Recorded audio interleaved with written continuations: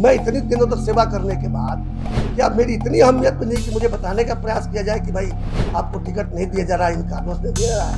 3 दिनों तक chartered plane से बड़े नेताओं से मिलाया जाता रहा और 2 बड़े नेता मेरे दाएं बाएं बैठे रहते।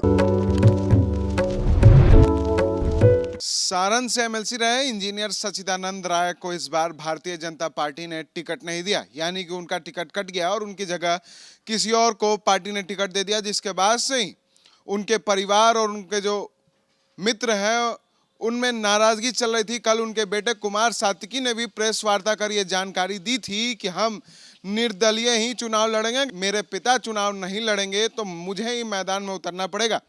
इसको लेकर आज खुद पूर्व एमएलसी इंजीनियर सच्चिदानंद राय ने प्रेस वार्ता की और उन्होंने कहा कि हम खुद मैदान में उतरेंगे और निर्दलीय ही चुनाव लड़ेंगे। यही हमारे जो पंचायत प्रतिनिधि हैं, हमारे मित्र हैं, हमारे परिवार के सदस्य हैं, वो यही चाह रहे हैं कि हम मैदान में उतरे। हमारा जनाधार काफ़ी मजबूत है और हम निर्दलीय ही चुनाव लड़ेंगे और जीतेंगे भी।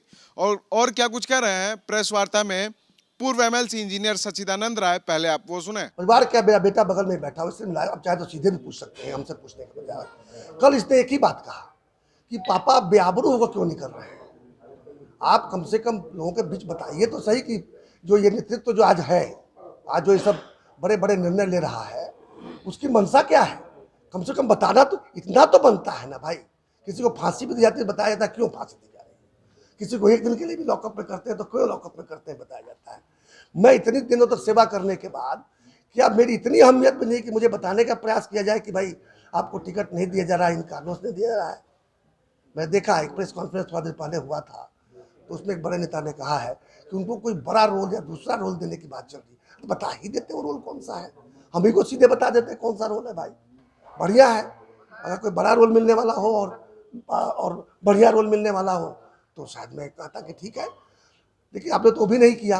और विकल्प भी क्या दिया हमारे बेचारे प्रतिनिधियों को, आप जानते हैं स्वयं कि विकल्प क्या है। विकल्प की थोड़ा, अब तो पहली बार तो आ नहीं रहे हैं, जिला परिषद का चुनाव भी लड़े हैं।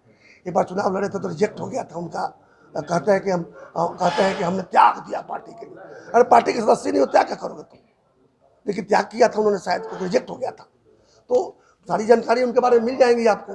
तो ऐसे ही लोगों को देना था, तो भाई अच्छा किया कि आपने मुझे टिकट नहीं दी।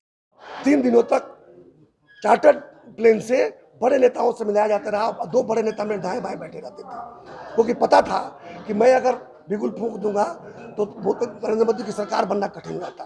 तो मुझे अवसर मिला और मैंने कोई सौदेबाजी नहीं की, आप लोग गवाह हैं इसके। उसके एवज में मुझे कुछ नहीं मिला, सिर्फ नुकसान मिला है। मैंने जाकर पार्टी नेतृत्व को बताया कि आपसे जो चूक हुई है उसको सुधारिए, और फिर प्रेस कॉन्फ्रेंस करके पार्टी ने माना कि टिकट वितरण में चूक हुई है और उसको कैसे पूरा करेंगे। जब बताया गया तो उसे पार्टी को लाभ हुआ और 40 में से 39 सीटें जीत कर यहाँ से गए, जो पहले भय था कि नहीं मिले।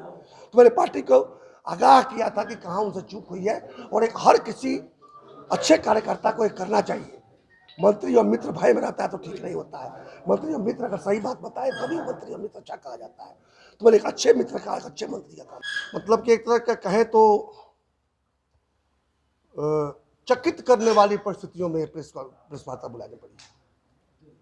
आप लोगों को पता होगा कि मैं पिछले टर्म में भारतीय जनता पार्टी के समर्थन से विधान परिषद का सदस्य था और त्रिस्तरीय पंचायती व्यवस्था से मैं चुनकर गया था, और 6 वर्षों से जहां तक मैं समझता हूं मैंने उत्कृष्ट कार्य करने का प्रयास किया था।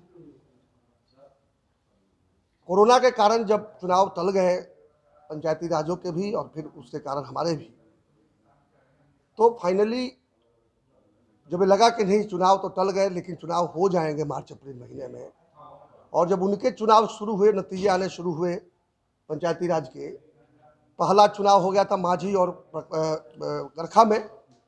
इसके बाद नवरात्रि आई, नवरात्रि के तुरंत बाद से मैं पंचायत जाकर नवनिर्वाचित प्रतिनिधियों को मैंने बधाई देना और सम्मानित करने का सिलसिला शुरू किया, क्योंकि अभी जो बदली हुई परिस्थितियों में जो नया जो ग्राम सभा होगा, नई ग्राम सभा की जिम्मेवारियाँ कुछ बदलने जा रही हैं। हम लोग के प्रयास से ऐसा हुआ है और एनडीए सरकार के निर्णय से ऐसा हुआ है कि जो पिछले 20 वर्षों में पंचायतों को जो अधिकार मिलने चाहिए थे, जो नहीं मिले थे, उनमें उत्तरोत्तर लड़ाई करने के बाद हम लोग इस नतीजे पर पहुँचे हैं कि ग्राम सभा के माध्यम से ही पंचायत की सरकारें चलाई जाएंगी और उसके लिए बहुत से संसाधन तैयार करने का संकल्प लिया गया है। जो अगर आप लोगों को मेरी डायरी मिली होगी तो उस डायरी के अंदर मैंने बड़ा डिटेल में लिखा है और खासकर पंचायती राज मंत्री ने भी उसको बताने का प्रयास किया है कि किस तरह से उनकी सरकार की हमारी सरकार की ये मंशा है कि बिहार की पंचायतें और पंचायती राज व्यवस्था भारत ही नहीं बल्कि विश्व में एक मॉडल के रूप में जाना जाए।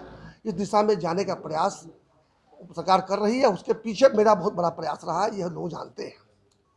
और अब रह गया था, मैं चुनाव तो वैसे भी पहले मन था कि नहीं लड़ूंगा क्योंकि बड़ा मेहनत लगता है इसमें, लेकिन मुझे ये लड़ना जरूरी इसलिए लगा कि यदि मैं एक और टर्म में नहीं रहूँगा तो जो नीतिगत निर्णय हुए हैं उनको धरातल में उतारते समय कुछ और त्रुटियाँ आ सकती हैं, तो त्रुटियाँ न आए और जैसा हम लोगों की सोच है, जैसा हम लोग निर्णय लिया है, हमारी सरकार ने निर्णय लिया है, बिल्कुल उसी प्रकार से धरातल पर उतारा जा सके। उसके लिए एक टर्म के लिए मेरा चुनकर जाना आवश्यक था। मैं सिर्फ चुनाव लड़ने के लिए लड़ रहा था, मैं जीत कर जाऊँ और उन निर्णयों को धरातल पर उतारने का प्रयास करूँ, ये मेरा प्रयोग था। और यही बातें मैं जाकर पहली बार बधाई देने के साथ साथ मैंने लोगों को बताया और दूसरी बात जब मैंने देखा कि आधे से ज़्यादा जो संख्या जो है वो महिलाओं की है। आपने सुना एमएलसी ने साफ तौर पे कहा है कि हम निर्दलीय ही चुनाव लड़ेंगे और जीत कर दिखाएंगे क्योंकि हमारा जनाधार बहुत मजबूत है और पार्टी ने जो टिकट काटा है वो किसी ना किसी दबाव में आकर ही काटा है। जो निर्णय लिया है वो काफी गलत निर्णय है हमारे हिसाब से।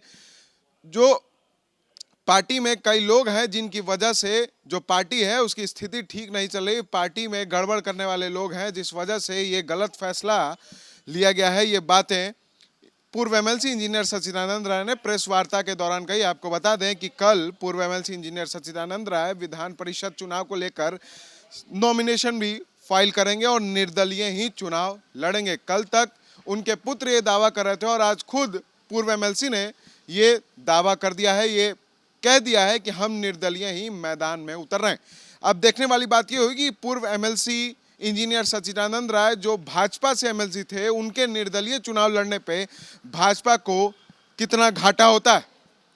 क्या कुछ आगे की जानकारी आएगी वो भी हम आपको जरूर बताएंगे। तब तक के लिए बने रहे द एसडी न्यूज के साथ और देखते रहे द एसडी न्यूज।